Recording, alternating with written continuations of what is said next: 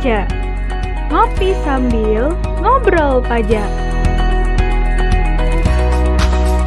Assalamualaikum warahmatullahi wabarakatuh. Shalom, Om Swastiastu, Namo Buddhaya, salam kebajikan Rahayu. Ketemu lagi di Pijak Ngopi Sambil Ngobrol Pajak. Masih di bulan puasa teman-teman sekalian, masih di bulan Ramadan, dan hari ini saya kembali lagi bareng sama Pak Agus. Karena di bulan puasa, Pak Agus, di bulan Ramadan, nanti di akhir puasa kita juga pasti ada satu kewajiban yang harus kita tunaikan, yakni kita harus membayarkan zakat juga. Ya, Mas Ali, betul. Ya. Apalagi untuk teman-teman yang umat Muslim, teman-teman yang beragama Islam, ada kewajiban untuk membayarkan zakat.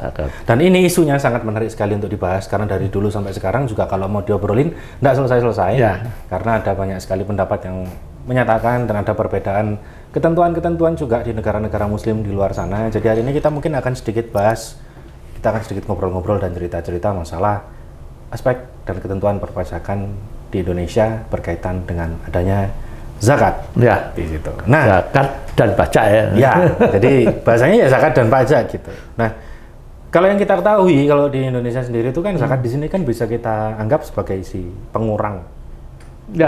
Zakat itu sebagai mengurang gitu ya. Kalau kita mengacu pada dasar hukumnya, mulai dari pasal 3 ayat 1 dulu tahun 2008, kemudian dari 2011 ya tentang undang-undang pengelolaan zakat itu seperti apa sampai berjalannya saat ini, apa sih yang mendasari kemudian zakat itu bisa dijadikan sebagai pengurang, bagus? Sebelumnya mungkin Mas Alfi perlu sedikit kita bahas ya tentang zakat dan pajak ya, perbedaannya ya. Oke. Ya. Ini bisa dulu nih. Ya, dari yang paling umum dulu. Oke. Zakat ya. Zakat ini sebetulnya merupakan perwujudan dari ketaatan kita terhadap kitab suci kita. Ya, syariat lah. Ya, ketetapan. Betul. Kewajiban yang dasarnya adalah kitab suci.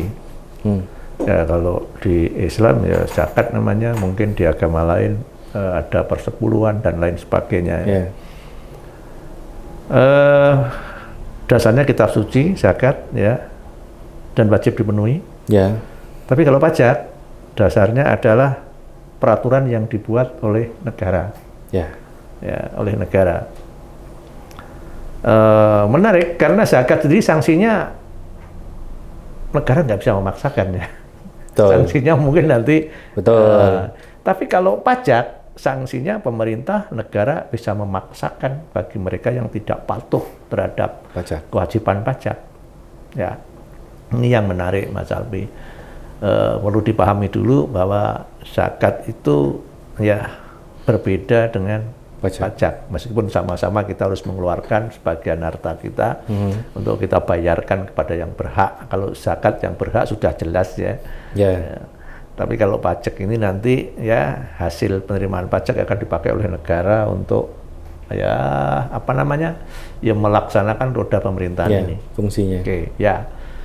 Menarik untuk kita bahas tadi pertanyaan Mas Alfi,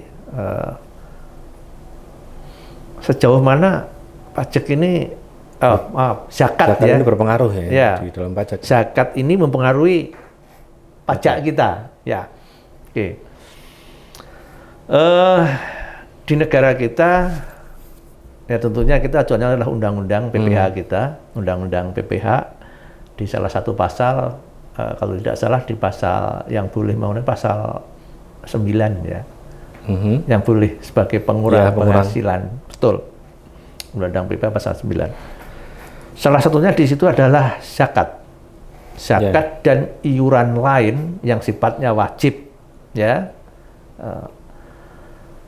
Boleh mengurangi penghasilan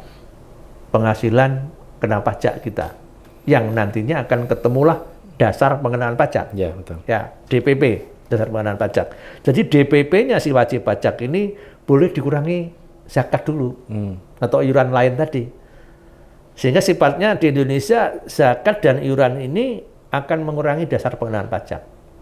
Ya, setelah itu baru dihitung pajaknya. Ya. Jadi zakat bisa diakui sebagai pengurang, tapi ada syaratnya ya, pengurang penghasilan yang nanti akan kena pajak. Kalau di negara lain, ya, ambil contoh di Malaysia gitu aja ya. Di Malaysia itu kalau kita bayar zakat, maka zakat ini bisa diperhitungkan dengan pajak kita. Contohnya begini, katakanlah kita tahun ini harus bayar pajak 100. Sudah bayar zakat 40, berarti pajaknya tinggal 60. Itu di Malaysia ya. Oke. Ya. Jadi bayar zakat bisa mengurangi pembayaran pajak kita. Tetapi kalau di negara kita, bayar zakat bisa mengurangi dasar pengenaan pajak. Ya.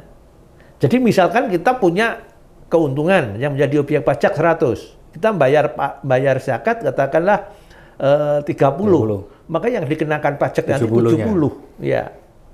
Ini bedanya ya negara kita dengan Malaysia, tetangga kalau kita. Kalau di sana soalnya langsung di pajak terutangnya yang berkurang. Ya, bukan betul. Di dasar pengenaannya. Bukan di dasar sumber penghasilannya. Ya, betul Salvi. Jadi itu perlakuan perpajakan atas zakat dan iuran sejenisnya. Undang-undang kita sudah mengadopsi itu. Cuman ada persyaratannya bahwa pembayaran zakat ini harus melalui badan amil zakat yang resmi. Ya, jadi nggak sembarang kita bayar zakat begitu, tapi harus melalui badan amil zakat resmi itu yang boleh diakui sebagai unsur pengurang, baik badan maupun orang pribadi. Tapi kalau badan zakat itu kan kayaknya jarang ya, jadi umumnya orang pribadi. Ya, saya kira itu Mas Alvin mungkin ada hal-hal lain yang terkait dengan zakat ini yang bisa kita bahas di sini. Ya, sebetulnya kalau kita ngomongin masalah zakat sama pajaknya sendiri, ya saya sepakat sih kalau misalkan itu sesuatu yang memang berbeda ya. Karena kalau kita nentukan di awal tadi kayak yang waktu Pak Agus menjelaskan, dasarnya aja beda penetapannya. Karena kalau kita ngomongin masalah zakat, dia adalah sesuatu yang dasarnya itu dari syariah, dari syariatnya. Itu ketentuan wajib bagi kita umat muslim, katakanlah umat Islam, dan mungkin dari rekan-rekan di agama, kepercayaan dan keyakinan yang lain juga pasti ada besaran yang harus kita keluarkan. Bahasanya untuk mensucikan atau membersihkan harta kita juga sebetulnya kan. Kita harus mewajibkan mengeluarkan itu dan dia sifatnya wajib secara agama. Sementara kalau kita melihat si pajak ini kan dia dasarnya kan ijtihadnya kan ulil amri dari pemerintahan, di mana mereka kemudian mengeluarkan ketentuan undang-undang yang mewajibkan kita untuk melakukan. Sifatnya ya sama sebetulnya, dua-duanya wajib untuk dipenuhi dan tidak bisa menggugurkan satu sama lain nggak bisa. Bukan berarti kalau kita udah bayar zakat terus nggak bayar pajak. Oh iya, nggak bisa. Bukan berarti kalau kita udah bayar pajak terus kita nggak usah bayar zakat gitu. Karena kan tujuannya aja berbeda.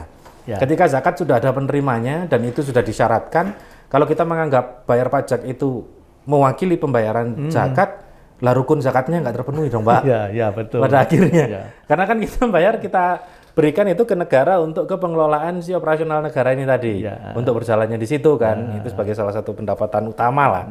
Berarti otomatis ya nggak bisa menggugurkan satu sama lain ya, Pak. Nggak bisa. Nah, tapi kalau memang itu diskemakan sebagai pengurang, berarti zakat ini bisa jadi fasilitas untuk wajib pajak. Dimana kalau kita sudah memenuhi kewajiban kita secara syariat tadi, itu dan sudah dilakukan, disetorkannya itu melalui, kalau teman-teman muslim mungkin melalui badan amil zakat yang sudah terdaftar, yang sudah masuk radar juga dari Kementerian Keuangan. Karena jelas sumbernya di situ, jelas resource-nya di situ, dia boleh jadi pengurang. Gitu sebagai persyaratannya. Berarti, nah, jadi sebetulnya masih perlu diperdebatkan nggak sih Pak masalah? Tapi kan Pak Agus pasti pernah ketemu dong sama klien, gitu ya. Ngapain saya capek-capek bayar pajak? Kan saya sudah bayar zakat, gitu. Kan pasti ada kan Pak? Ada. Nggak mungkin nggak ketemu deh kayaknya sama yang kayak gitu. Betul. Ya, jadi saya komentari ketika tadi ya, undang-undang kita sudah mengadopsi. Berarti kesimpulannya adalah bayar zakat dulu, baru pajak kan? Ya, anggaplah prinsipnya seperti itu. Ya, prinsipnya kan itu. Bayar pajak supaya bisa bayar zakat supaya bisa mengurangi penghasilan kena pajak. Bayar jadi fasilitas buat kita lah ya. Bayar dulu zakatnya, baru pajaknya dihitung kan begitu. Jadi kalau ada pertanyaan mana yang lebih dulu, zakat atau pajak? Ya zakat dulu. Baru pajaknya. Ya.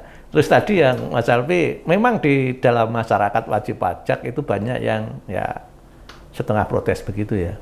Aku harus bayar zakat kok ngapain bayar pajak. Ya sebetulnya tadi Anda sampaikan bahwa masing-masing nggak bisa saling menggugurkan. Ya, dasarnya beda, sanksinya beda, dan dua-duanya wajib dipenuhi. Cuman permasalahannya mungkin kenapa mereka kadang-kadang ya enggan bayar pajak juga karena sudah merasa bayar zakat, meskipun itu nggak benar sebetulnya karena dua-duanya harus dipenuhi.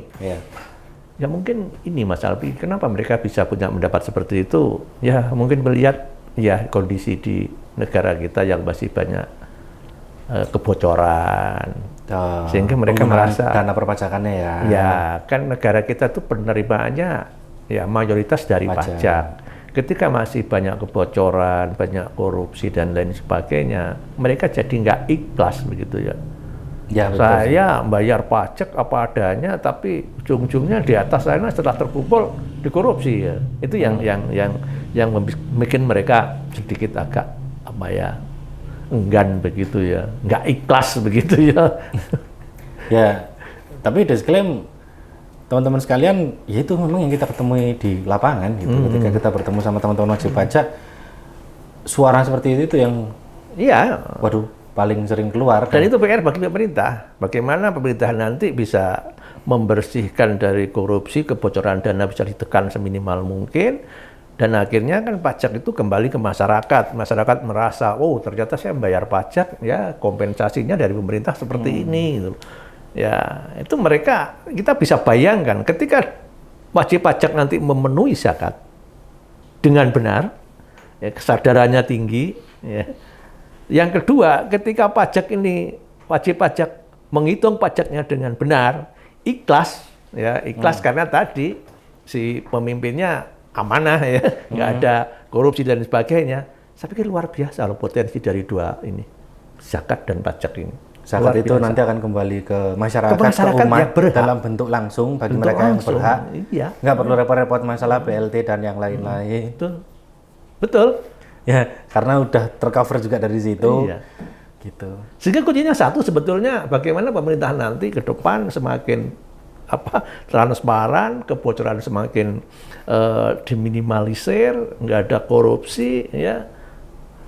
Tentunya otomatis masyarakat ya sukarela membayar zakat karena itu kewajiban, juga bayar pajak. Ini potensi yang sangat luar biasa. Bayangkan Indonesia ini mayoritas Muslim. Apakah zakat ini sudah digali? Tapi juga susah juga karena kita tidak bisa memberikan sanksi tentang zakat.